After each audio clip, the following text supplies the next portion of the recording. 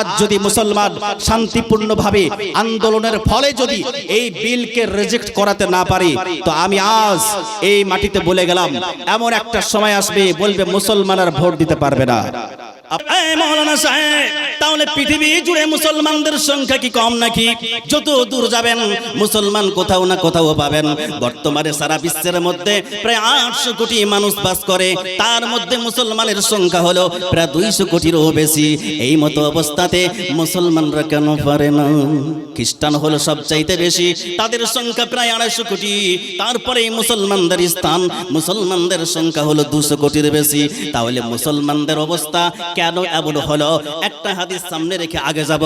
নবী আমার বললেন, সাহাবারা, এ আমার সাহাবী শুনে রেখে দাও, এমন একটা সময় আসবে যখন তোমরা এখন খাবার পাত্রের সামনে যেইভাবে তোমরা খাবার গ্রহণ করার জন্য বসো, দস্তরখানার পাশে যখন মানুষরা খাবার খাওয়ার জন্য যেইভাবে একত্রিত হয়ে যায়, এমন একটা সময় আসবে, এমন একটা যুগ আসবে যখন সমস্ত বেজাতিরা, সমস্ত অমুসলিমরা মুসলমানদের বিরুদ্ধে এক হয়ে যাবে। আপনারা হয়তো জানেন, ইহুদিরা খ্রিস্টানরা এরা বন্ধু ছিল না, এরা জনম জনমের শত্রু ছিল। খ্রিস্টানরা ভাবে যিশু খ্রিস্টকে ইহুদিরা মেরেছে, সেই জন্য তাদের মধ্যে কোনো মেল মহব্বত ছিল না। কিন্তু মুসলমানদের বিরুদ্ধে তারা আজ এক হয়ে গেছে, তারা শত্রু বন্ধু হয়ে গেছে, শুধু মুসলমানদেরকে জব্দ করবে বলে। নবী আমার বললেন, সাহাবীরা শোনো, যেইভাবে খাবার গ্রহণ করার জন্য একত্রিত হয়ে যায় দস্তরখানার চতুর্পাশে, এমন ভাবে সমস্ত পৃথিবীর বেজাতিরা তোমাদের বিরুদ্ধে এক হয়ে লড়াই করবে। এখন যদি প্রশ্ন করেন পৃথিবীর বুকে ধর্ম কটা আছে, কিতাবের মধ্যে পাওয়া যায়, গুগলের তথ্য অনুযায়ী আপনাদের তথ্য দেই, প্রায় 8000 থেকে 10000 ধর্ম আছে পৃথিবীর জমিনে। সবাই হয়ে যাবে মুসলমানদের বিরুদ্ধে, বেজাতিরা সব এক হয়ে যাবে। সাহাবায়ে কেরাম, সাহাবারা বললেন, ইয়া রাসূলুল্লাহ,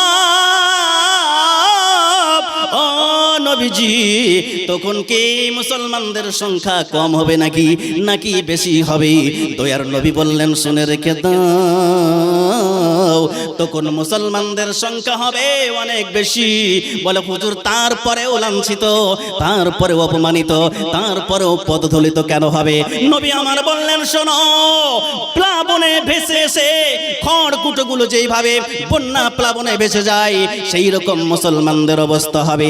মুসলমান হবে সংখ্যায় বেশি ঠিকই, কিন্তু তবুও তারা পরাজয় হবে। কারণটা কি? কারণটা হলো এটাই, নবীজি বললেন, প্লাবনে যেইভাবে খড়কুটোগুলো, নোংরা আবর্জনাগুলো ভেসে যায়, মুসলমানদের অবস্থা হবে ওই রকম। তখন এই মুসলমানরা সকলের অত্যাচারের শিকার হবে। এখন আমরা কি প্লাবনে ভেসে আসার মতো নাকি? আরেকটা হাদিসের একটু অংশ সামনে রাখলে বিষয়টা স্পষ্ট হবে। নবী সাল্লাল্লাহু আলাইহি ওয়াসাল্লাম বলেন, হযরত আলী হতে বর্ণিত, যে আখিরি জামানায় এমন একটা সময় আসবে এই উম্মতের উপরে, যে সেই সময়তে লা ইয়াবকি মিনাল ইসলাম ইল্লা ইসমাহু, যে ইসলাম বাকি থাকবে না শুধু নাম ছাড়া। নামটা থাকবে মুসলমান, কিন্তু তার মধ্যে ইসলাম থাকবে না। আমরা জানি, পড়েছি, শুনেছি, বুনিয়াল ইসলামু আলা খামস, ইসলামের যেই ভিত, ইসলামের ভিত স্থাপন করা হয়েছে 5টা স্তম্ভের উপরে। তার মধ্যে প্রথম হলো কালিমা তাইয়্যিবা, লা ইলাহা ইল্লাল্লাহু মুহাম্মাদুর রাসূলুল্লাহ সাল্লাল্লাহু তাআলা আলাইহি ওয়াসাল্লাম। এটা হলো ইসলামের প্রথম পিলার। তারপরে নামাজ, রোজা, হজ, যাকাত আছে, এই 5টা। এখন একটু মনে রাখুন, নবীজি বলছেন, যেভাবে প্লাবনে নোংরা আবর্জনাগুলো, খড়কুটোগুলো ভেসে ভেসে চলে যায়, মুসলমানদের অবস্থা হবে সেই রকম। তাহলে একটা চালা যদি ভালো 5টা খুঁটির উপরে থাকে, তাহলে সেই চালাটা কি সহজে পড়ে যাবে নাকি? কি কথা বলেন, পড়বে না, কারণ শক্ত হয়ে থাকবে। যদি পিলার না থাকে, তাহলে সেগুলো পড়ে ভেঙে যাবে এবং টুকরো টুকরো হয়ে ভেসে চলে যাবে। এ আমার বাবারা, মুসলমানদের মধ্যে মুসলমানদের যে পিলার, মুসলমানদের যে স্তম্ভ, কালেমা, নামাজ, রোজা, হজ, যাকাত, মুসলমানদের মধ্যে খুঁজে পাওয়া যায় না। আজান হয় মসজিদে, মুসল্লি খুঁজে পাওয়া যায় না। এমনকি বিয়ে দিতে গিয়ে ছেলেকে বলা হয়, পর কলেমা পড়, কলেমা পড়তে ভুল করে। তাহলে যে ছেলেটা জীবনে বিয়ের সময়তেও কলেমা পড়তে ভুল করে, সেই ছেলেটা নামাজ কেমন করে পড়বে, রোজা কিভাবে করবে, হজ কিভাবে করবে, যাকাত টাকা কিভাবে প্রদান করবে। তাহলে এমন একটা সিচুয়েশন যখন হয়ে যাবে, হে আমার বন্ধুরা, সেই সময়তে মুসলমানদের যখন ভিত নষ্ট হয়ে যাবে, মুসলমানরা প্লাবনের মতো ভাসবে, ঈমান মজবুত থাকবে না, সেই সময়তে মুসলমানরা সবার অত্যাচারের শিকার হবে। আমার আল্লাহ তাআলা বলছেন, নবীজি আপনি বলে দেন তোমরা দুর্বল হও না, চিন্তা করো না, যদি তোমরা মুমিন হও, তাহলে যদি আমরা পূর্ণ মুমিন হতে পারি তাহলে আমাদের বিজয় হবে, পূর্ণ মুমিন না হলে বিজয় আসবে না। এখন শুধু দোয়া করছেন আর বলছেন আল্লাহ, প্যালেস্টাইনের মানুষ কত কষ্টে আছে, সেইখানের মানুষের জন্য আবাবিল পাঠিয়ে দেন। আবাবিল মানে ঝাঁকে ঝাঁকে, ঠিক আছে, তৈরন আবাবিল, তাহলে ঝাঁকে ঝাঁকে পাখি। আল্লাহ চাইলে পারেন কি পারেন না? কি গো, পারেন, কিন্তু এটা কি করবেন? মানুষদেরকে আল্লাহ স্বাধীনতা দিয়েছেন। যেই রকম সিচুয়েশন তখন ছিল সেই রকম এখন নেই। আপনাদেরকে ছোট্ট একটা তথ্য দিয়ে দেই, তারপরে আলোচনাটা একটু আগে নিয়ে যাব। আপনারা সকলে জানেন, যখন 1920 খ্রিস্টাব্দের পর দেখা গেল পৃথিবীতে প্রথম বিশ্বযুদ্ধে অনেক মানুষ মারা গেল, তখন পৃথিবীর মানুষ চিন্তা করলো না এইভাবে মানুষ মারা গেলে হবে না। তারা একটা সংগঠন তৈরি করলো, লিগ অফ নেশন। তাদের উদ্দেশ্য কি ছিল? যুদ্ধ তোমরা যতই করো, যুদ্ধ করবে, কিন্তু যুদ্ধে যেন মানুষ মারা না যায়, এই জন্য তারা প্রোটেকশন দেবে, তারা চেষ্টা করবে, কোথাও মানুষ বিপদে পড়লে তারা ছুটে যাবে। কিন্তু তারা কোনো কাজ করতে পারলো না, সেই রকম কিছু উপকার হলো না। আবার যখন দ্বিতীয় বিশ্বযুদ্ধ হয়ে গেল 1945 খ্রিস্টাব্দের পর, আরেকটা সংগঠন অস্তিত্বে আসলো, ইউএনও, অর্থাৎ ইউনাইটেড নেশন অফ কোঅপারেশন। এটা আসলো, তারা চেষ্টা করলো, বিভিন্ন অ্যাকশন নিতে গেল, কিন্তু ক্ষমতা হলো না। মুসলমানরা বলল, ভাই ওদের দিকে তাকিয়ে লাভ হবে না, আই না আমরা একটা সংগঠন বানাই, যাতে করে আমাদের সেনা দ্বারা, আমাদের অর্থ দ্বারা, আমাদের সম্পদ দ্বারা যেখানে পৃথিবীর যে প্রান্তে মুসলমান বিপদে পড়বে আমরা ঝাঁপিয়ে পড়ব সাহায্যের জন্য। তারা একটা সংগঠন বানালো, 57টা মুসলিম দেশ মিলে এক হয়ে একটা সংগঠন বানালো, OIC, organisation of Islamic cooperation. এই যে সংগঠন বানালো 1969 খ্রিস্টাব্দে। এবার দেখুন পৃথিবীতে যখন অত্যাচার হচ্ছে তারা চুপ করে আছে। গাজার সেই দৃশ্য চোখে পড়লে সত্যি কি বলবো, দেখা যায় না, এমন মর্মান্তিক ভাবে হত্যা করা হয়েছে সেখানে। ছোট ছোট শিশুদের দেহ কাটা দেখলে চোখ দিয়ে পানি ঝরে যায়, মানে ভিডিওগুলো দেখা যায় না, একটু দীর্ঘ সময় দেখবো এই ক্ষমতা হয় না। মানুষগুলোকে প্লাস্টিক দিয়ে জড়িয়ে পা অপর দিকে বেঁধে নিচের দিকে ঝুলিয়ে রেখেছে ইসরায়েল জেলে নিয়ে গিয়ে। এই যে কষ্ট দিচ্ছে, সব নীরব দর্শকের মতো চুপ করে দেখছে, কেউ কোনো কথা বলছে না, কিছু করছে না। এই ওআইসি সংগঠনের এদের ইচ্ছা ছিল যে আমরা মুসলমানদের পাশে থাকব, কিন্তু এরা পাশে থাকলো না। যখন কোথাও আক্রমণ হয় তখন এরা বলে, ওহ খুব খারাপ কাজ হয়েছে, একটু নিন্দা করে দেয়, মানে নিন্দা ছাড়াও আর একটু সমালোচনা করা ছাড়া আর কোনো অ্যাকশন তারা নিতে পারে না। এই হলো মুসলমানদের ওআইসি, মুসলমানদের সংগঠনের অবস্থা। 57টা দেশের সংগঠন, কোনো একটা ছোট্ট জায়গা গাজা, সেখানের মানুষকে বাঁচাতে পারলো না। তাহলে মুসলমানদের অবস্থা কোথায় হয়ে গেছে, কোন জায়গায় চলে গেছে? সৌদি আরবের আপনি ইদানিং অবস্থা দেখুন, 2026 পর্যন্ত তাদের টার্গেট আছে 300খানা সিনেমা হল এই সৌদির জমিনে হবে। আপনারা জানেন এইখানে ড্যান্স হয়, বিদেশি মেয়েদেরকে নিয়েছে সৌদি আরবে। যেই রক্ত দিয়েছিল সাহাবীরা, নিজের স্ত্রীদেরকে রেখে, নিজের ছোট ছোট বাচ্চাদেরকে রেখে যুদ্ধে চলে গেছেন। যে যুদ্ধের কাহিনীগুলো শুনলে পড়লে চোখ দিয়ে পানি ঝরে যায়। এমন একটা সোনার দেশকে ফিতনার বেড়াজালে ঘিরে ফেলতে চাইছে।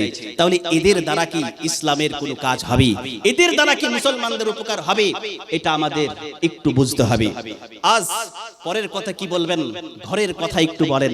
আলোচনা তো বহু কিছু করার আছে, কিন্তু সময় হয়তো সেটা পাওয়া যাবে না। একটু মনোযোগ। আমরা জানি এই ভারতের বুকে আমাদের পূর্বপুরুষরা, বাপ দাদারা কত জীবন দিয়েছে। আপনি জানেন যদি মুসলমান অ্যাক্টিভলি ইংরেজদের বিরুদ্ধে লড়াই না করত, তাহলে এই ভারত স্বাধীন হতো না। মুসলমানরা জীবনের পরোয়া করে না। নিজের জন্মস্থান বাঁচাতে মুসলমানরা জীবনের পরোয়া করে না। কেন? কারণ অন্যরা জীবনের ভয় করে, কিন্তু মুসলমানদের জীবনের ভয় নাই। কারণ যারা সঠিক পথে লড়াই করবে তারা জানে যদি আমরা এই লড়াইয়ে মারা যাই তাহলে আমরা শহীদ হব, যদি জয়লাভ করি তাহলে আমরা গাজী হব। জোরে বলেন। তাহলে মুসলমানদের অস্তিত্ব এটাই। তো এই পরিস্থিতিতে সবকিছু ঠিক ছিল, মুসলমানদের সম্মান ছিল, মুসলমানরা অনেক অবদান রেখেছেন। তো এমন একটা পরিস্থিতি ভালো সময় চলে গেল। আপনারা জানেন বাবরি মসজিদ যেখানে ফয়সালা আসলো যে কোন রকমের কোন সেইখানে তথ্য পাওয়া যায় নাই যে পূর্বে এখানে মন্দির ছিল বা কিছু, তারপরেও বলা হলো এদের বিশ্বাসের উপরে ফয়সালা। মানুষ মেনে নিল, যা কোর্ট ফয়সালা দিয়েছে, আমরা সম্মান জানালাম, মেনে নিলাম, ঠিক আছে, আর যেন পরবর্তীতে কোনো অশান্তি না হয়।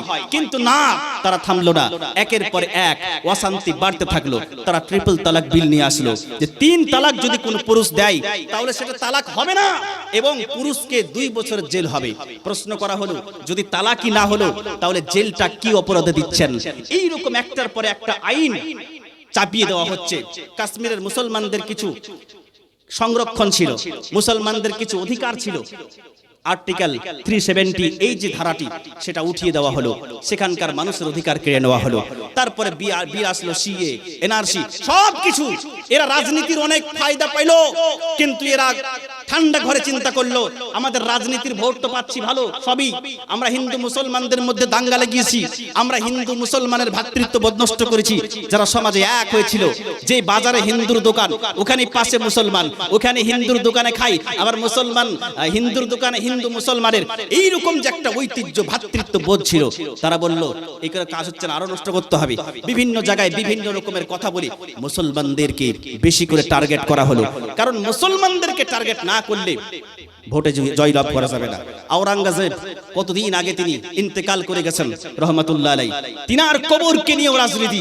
তার মানে বুঝতে পারছেন যে কত বড় মানে সুযোগ পেয়েছে। কেন? কারণ জানে মুসলমানদের বিরোধিতা করলে ওরা একটা দুটো দিন লাফাবে, তারপরে আর তারা কিছু করবে না, কারণ এরা ঘুমিয়ে গেছে। এই ঘুমন্ত ব্যক্তি এরা আর জাগবে না, সেই জন্য তারা সাহস পাচ্ছে। এবার সবচেয়ে বড় কঠিন অবস্থা হলো এটাই, তারা দেখছে আমরা রাজনীতির ফায়দা পেলাম, আমরা সবকিছু হলো, তাহলে রাজনীতির পাশাপাশি কিছু যদি অর্থনীতির দিকটাও দেখা যায় একটু স্ট্রং হয় তাহলে ভালো হয়। তাহলে ওয়াকফ অ্যামেন্ডমেন্ট বিল নিয়ে আসলো। এর দ্বারা তারা কি বোঝাতে চাইলো, যে সমস্ত ওয়াকফ সম্পত্তির দলিল থাকবে সেটা তোমরা পাবে, আর যেটার দলিল থাকবে না সেটা সরকার নিয়ে নেবে। মানে আজ থেকে 100 বছর 150 বছর আগে যে সমস্ত সম্পত্তি আমার পূর্বপুরুষরা, আপনাদের পূর্বপুরুষরা, ভারতের মুসলমান সমাজের পূর্বপুরুষরা দান করে দিয়েছে, ওয়াকফ করে দিয়েছে, যে এর দ্বারা যেন মুসলিম সমাজের উন্নতি হয়, তাহলে সেই সময়তে দিয়ে দিয়েছে। ওইখানে ওয়াকফ বাই ইউজার, মানে যে ব্যক্তি ওইখানে মানে দান করেছে ওর উপরে কিছু না কিছু কনস্ট্রাকশন, কিছু না কিছু বিল্ড করা হয়েছে। হতে পারে মাদ্রাসা আছে, হতে পারে মসজিদ আছে, হতে পারে কবরস্থান আছে, হতে পারে কিছু না কিছু হাসপাতাল আছে, যা হোক কিছু একটা আছে। তো এই মতো অবস্থাতে দেখাতে হবে তোমার যে এই যে ওয়াকফ বাই ইউজার যুগ যুগ থেকে চলে আসছে ওয়াকফ সম্পত্তি, এটা মানা যাবে না, এটা কেড়ে নেওয়া হবে। তো এই রকম একটা সিচুয়েশন দাঁড়িয়েছে। তার মানে বোঝা গেল যে একের পর এক আইন চাপানোর পর এটা সবচেয়ে বড় জায়গায় হাত দেওয়া হয়েছে। আজ যদি মুসলমান শান্তিপূর্ণভাবে আন্দোলনের ফলে যদি এই বিলকে রিজেক্ট করাতে না পারে, তো আমি আজ এই মাটিতে বলে গেলাম এমন একটা সময় আসবে বলবে মুসলমানরা ভোট দিতে পারবে না। আপনারা দেখে নেবেন, কথাটা মিলিয়ে নেবেন। কিন্তু কিছু কিছু জায়গায় কিছু কিছু উগ্র ছেলেপিলে আছে যারা অশান্তি সৃষ্টি করছে, গাড়ি জ্বালিয়ে দিচ্ছে। এই যে ধুলিয়ানের দিকে আমরা আজ তো আসবো কিভাবে সেই চিন্তা করছিলাম। মানে এই অবস্থা এত খারাপ হয়ে গেছে, তাহলে সংবিধান আমাদেরকে যে রাইট দিয়েছে শান্তিপূর্ণভাবে আন্দোলন করা, কারো কোনো ক্ষতি করা যাবে না, কোনো সম্পত্তি জ্বালানো যাবে না, পাবলিক কোনো প্রপার্টি নষ্ট করা যাবে না, এই কথাটা মাথায় রাখতে হবে। তাহলে শিখরা ভারতবর্ষে মাত্র 2%, তারা এমন ভাবে আন্দোলন করেছিল যে সরকার মাথা নত করে বিল প্রত্যাহার করেছিল। মুসলমান আছে প্রায় 20 থেকে 22%। তারপরেও যদি এই বিল প্রত্যাহার না করাতে পারা যায় তাহলে ভোট দেওয়ার কথা ভবিষ্যতে ভুলে যান, এটা একটু অনুমান লাগানো যায়। আজ অনেক কিছু কথা বলবো ভাবছি, কিন্তু কোনটা বলি আর কোনটা ছাড়ি। পৃথিবীর জমিনের দিকে তাকালে আমাদের এই অবস্থা, এই সিচুয়েশনটা অনেক খারাপ হয়ে গেছে। শুধুমাত্র মুসলমানের জায়গায় নেই বলে আজ মুসলমান যখন নামাজ থেকে দূরে চলে গেছে, তখন মুসলমানদের উপর থেকে রহমত, করুণা, দয়া, মায়া এটা উঠে গেছে। মসজিদে আজান হয়, মুসাল্লির কোনো সন্ধান নাই। কত সুন্দর করে বলছে, নামাজ পড়ো মুসলমান, নামাজ জান্নাতের চাবি, নামাজ ছাড়া কেমন করে বল না জান্নাত যাবি। এ সময় চলে গেলে, এ সময় চলে গেলে আর কি সময় পাবি, নামাজ ছাড়া কেমন করে বল না জান্নাত যাবি। হাজার কাজের বাহানাতে নামাজ দাও ছেড়ে, বেনামাজির শাস্তি কি হবে নাও কেতাবে পড়ে। হাজার কাজের বাহানাতে নামাজ দাও ছেড়ে, বেনামাজির শাস্তি কি হবে নাও কিতাবে পড়ে। রোজ হাসরে কঠিন দিনে, রোজ হাসরে কঠিন দিনে কি করে হিসাব দিবি, নামাজ ছাড়া কেমন করে বল না জান্নাত যাবি। আল্লাহুম্মা আলা সাইয়্যিদিনা মাওলানা মুহাম্মদ ওয়া আলা আলি সাইয়্যিদিনা ওয়া আলা আলি সাইয়্যিদিনা মাওলানা মুহাম্মদ সাল্লাল্লাহু আলা মুহাম্মাদিন सल्लु अला मुहम्मद। हरदम ज़ुबान से निकालो पाक नामे, हरदम ज़ुबान से निकालो মুহাম্মদ। আল্লাহ রাব্বুল আলামিন পবিত্র কোরআনে বলেন, ইন্না আউওয়ালা বাইতিন উযিয়া লিন-নাসি লাল্লাযী বাক্কা। আল্লাহ বলছেন পৃথিবীর প্রথম ঘর যা মানুষের ইবাদতের জন্য বানানো হয়েছে তা হলো বাক্কাই। বাক্কা, বাক্কা মানে হলো মক্কা। ওই মক্কা শরীফে প্রথম যে ঘর বানানো হয়েছে কাবা শরীফ, এটা হলো পৃথিবীর প্রথম ঘর। পূর্বে আর কোনো ঘর ছিল না। আল্লাহ রাব্বুল আলামিন এই মক্কার কাবা শরীফের পরে যে ঘরটা বানিয়েছেন, আল্লাহর আদেশে যেটা বানানো হয়েছে সেটা হলো মসজিদ আকসা। পৃথিবীর জমিনে তিনটি মসজিদ আছে যার মূল্য অনেক বেশি। এক নম্বরে হলো মসজিদে হারাম, দুই নম্বরে হলো মসজিদে নববী, তিন নম্বরে হলো মসজিদে আকসা। মসজিদে হারামে যদি কোনো ব্যক্তি এক ওয়াক্ত নামাজ পড়ে তাহলে আমাদের গ্রামগঞ্জের মসজিদে 1 লক্ষ নামাজ আদায় করে যে নেকি পাবে। মসজিদে হারামের চাতালে এক ওয়াক্তের নামাজ আদায় করলে পৃথিবীর অন্যান্য মসজিদে 1 লক্ষ ওয়াক্ত নামাজ আদায় করার চাইতেও বেশি নেকি। সুবহানাল্লাহ, সুবহানাল্লাহ। 1 লক্ষ ওয়াক্ত নামাজ আদায় করলে যে নেকি পাওয়া যাবে, কাবা শরীফের চাতালে 1 ওয়াক্ত নামাজ আদায় করলে সেই নেকি পাওয়া যাবে। জোরে বলতে হবে সুবহানাল্লাহ। শুধু তাই নয়, আমাদের প্রাণপ্রিয় নবী মুহাম্মদুর রাসূলুল্লাহ সাল্লাল্লাহু তাআলা আলাইহি ওয়াসাল্লাম যেই জায়গায় শুয়ে রয়েছেন রিয়াজুল জান্নাত, এবার ওইখান থেকে একটু দূরে মসজিদে নববী। মসজিদে নববীর পাশাপাশি নবীজির রওজা। এই যে মসজিদে নববীতে যদি কোনো ব্যক্তি নামাজ আদায় করে, 1 ওয়াক্ত নামাজ আদায় করবে 50,000 ওয়াক্তের সমান নেকি পাবে। শুধু তাই নয়, এবার মসজিদে আকসা যদি জানো, মসজিদে আকসায় যদি কেউ নামাজ আদায় করে তাহলে 25,000 ওয়াক্তের নেকি পাবে। 3টি মসজিদের মূল্য বড় বেশি। 2টো মসজিদ মুসলমানদের হাতে, মসজিদে হারাম আর মসজিদে নববী। 1টি মসজিদ ইহুদিদের হাতে। মাঝে মাঝে অনুমতি পাই মুসলমানরা নামাজ পড়ার জন্য, কিন্তু সম্পূর্ণ কন্ট্রোল হলো ইহুদিদের। এই মসজিদে আকসা নিয়ে এত ঝামেলা। পৃথিবীর বুকে যত মানুষ মারা গেছে যদি আপনি একত্রিত করে দেখেন, মসজিদে আকসাকে কেন্দ্র করে সবচাইতে বেশি মারা গেছে। এবং পৃথিবীর বুকে যত নবী এসেছে সবচাইতে বেশি নবী এসেছে মসজিদে আকসার চতুর্পাশে। একবার জোরে বলা যাবে না সুবহানাল্লাহ? সুবহানাল্লাহ। বহুত আল্লাহর নবী খালিলুল্লাহ, ইব্রাহিম খালিলুল্লাহ, যিনি আমাদের নাম রেখেছেন মুসলমান, তিনার দুইজন পুত্র, একজনের নাম ইসহাক, একজনের নাম ইসমাইল। একজন হলো সারার গর্ভ থেকে, একজন হলেন হাজরার গর্ভ থেকে। দুইজনের জন্ম হলো হযরত ইব্রাহিম খালিলুল্লাহ ওই যে মুলকে শাম, বর্তমানে যেখানে ফিলিস্তিন, মসজিদে আকসার পাদদেশে হযরত ইব্রাহিম খালিলুল্লাহ নিজের সুন্দর সংসার সাজিয়েছেন।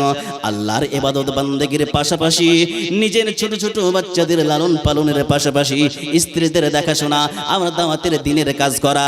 এই মতো অবস্থাতে আল্লাহ বললেন, ইব্রাহিম এইখানে থাকলে হবে না, তোমার একজন স্ত্রী হাজেরাকে সঙ্গে নাও, আর তোমার পুত্র ইসমাইলকে সঙ্গে নিয়ে তুমি চলতে থাকো। আল্লাহর আদেশ হলো, উটনির উপরে চড়ে ইব্রাহিম আলাইহিস সালাম সঙ্গে কিছু পানি নিলেন, সঙ্গে কিছু খাবার নিলেন, হাজেরাকে সঙ্গে নিলেন, ছোট্ট শিশু ইসমাইলকে সঙ্গে নিলেন, চলতে শুরু করলেন। সঙ্গে আছেন জিবরিল আমিন।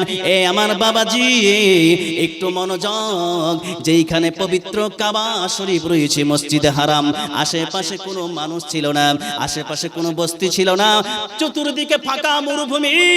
এইরকম একটা জায়গার দিকে জিবরিল আমিন ফেরেশতা নিয়ে যান হযরত ইব্রাহিম খলিলুল্লাহকে।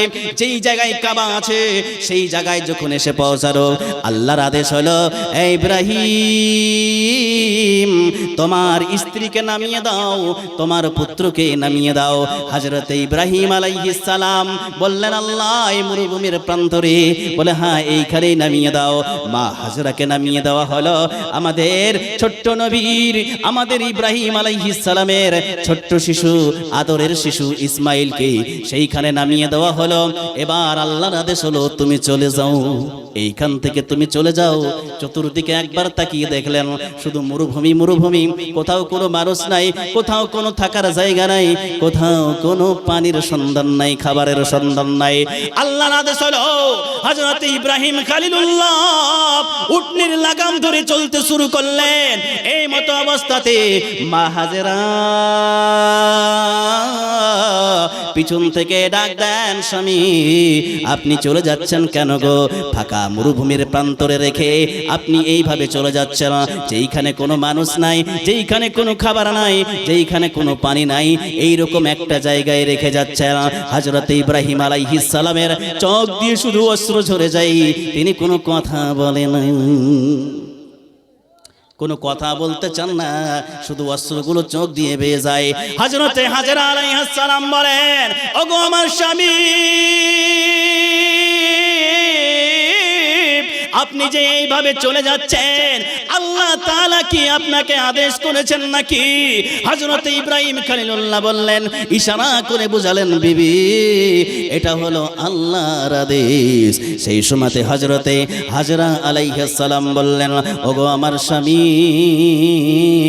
আল্লাহ তাআলা যখন বলেছেন এই জায়গায় রেখে যেতে, তাহলে আল্লাহ তাআলা আমার দায়িত্ব নেবেন, আল্লাহ তাআলা সব কিছুর ব্যবস্থা করবেন। আমি আল্লাহর উপরে ভরসা রাখলাম, আর কোনো চিন্তা করি না। একটু জোরে বলা যাবে না সুবহানাল্লাহ? আমাদের আল্লাহর উপরে ভরসা উঠে গেছে। এখন মানুষ আল্লাহর উপরে সেই ভরসা করে না। আল্লাহর উপরে তাওয়াক্কুল, আল্লাহর উপরে ভরসা, আল্লাহর কাছে চাওয়া, আল্লাহর কাছে দোয়া করা, মানুষ কিছু মনেই করে না। অসুখ বিসুখ হলেও মানুষ দোয়া করতে চায় না, বলে ভালো ডাক্তার দেখা, ডাক্তার ভালো করবে। আরে ভাই, ডাক্তার হলো একটা ওসিলা, একটা মাধ্যম, কিন্তু প্রকৃত পক্ষে ভালো করার মালিক কে? তাহলে এটা মনে রাখতে হবে, দোয়া করবেন আপনি, ডাক্তার ডাক্তারের কাজ করবে, তাওয়াক্কুল আল্লাহর উপরে, আল্লাহ দরজা খুলে দেবেন। এখন যদি আপনি ভাবেন যে আমি আল্লাহর উপরে ভরসা রাখবো না, এইভাবেই চলবো, ইনকাম তো হচ্ছে, কিন্তু মনে রাখবেন আল্লাহ রাব্বুল আলামিনের উপরে যারা ভরসা রাখে না, তারা কিন্তু এমন একটা পথে চলছে যে নিজের নাফসকে বিক্রি করে ফেলেছে। আমি ওই দিকে আলোচনাটা নিয়ে যাব না, কারণ আলোচনাটা ছিটিয়ে যাবে। মূল যে কথাটা আমি বলতে চাইছি যে হযরতে হাজরা আলাইহিস সালাম সেইখানে আল্লাহর প্রতি তাওয়াক্কুল করে বসলেন। এবার আমার উদ্দেশ্য মা হাজরা ইসমাইলের জীবনী বলা নয়, আমি শুধু বোঝাতে চাইছি এটাই, ইব্রাহিম আলাইহিস সালামের দুইজন পুত্রকে আল্লাহ দুই জায়গায় সেটেল করে দিলেন। ইসমাইল আলাইহিস সালামকে মক্কার মাটিতে, আর হযরত ইসহাক আলাইহিস সালামকে ফিলিস্তিনের জমিনে। এই ফিলিস্তিনের জমিনে একজন বেড়ে উঠছেন আর একজন মক্কার মাটিতে, দুটো জায়গা আবার শুরু হলো। মনে রাখতে হবে হযরতে ইব্রাহিম আলাইহিস সালামের ছেলে ইসহাক, ইসহাকের ছেলে ইয়াকুব, ইয়াকুব আলাইহিস সালামকে আল্লাহ তাআলা 12 জন সন্তান দিয়েছিলেন। এই 12 জন সন্তান থেকে পরবর্তীতে বানি ইসরাইলের 12টা গোত্র তৈরি হয়। তাহলে একদিকে বানি ইসরাইলের দলবল বাড়তে থাকে।